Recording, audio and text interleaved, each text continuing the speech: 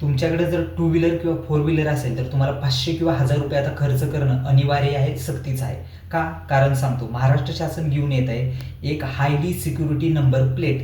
ही number plate ॲल्युमिनियममध्ये बनलेली असेल आणि ही नंबर प्लेट कशासाठी आहे तर गाडी चोरी न होणे, चोऱ्यांचं प्रमाण कमी होणे. आता तुम्ही म्हणाल याच्यासाठी 500 रुपये का लागतात, तर हे नोंदणी शुल्क आहे.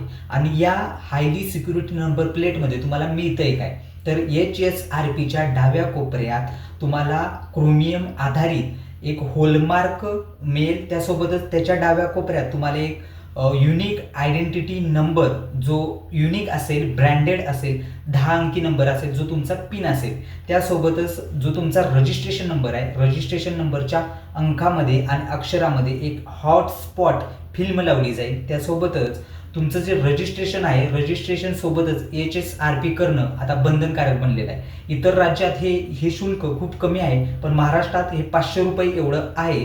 त्यामुळे आता सध्या जनतेमध्ये याविषयी नाराजीचा सूर आपल्याला बघायला मिळतो. धन्यवाद.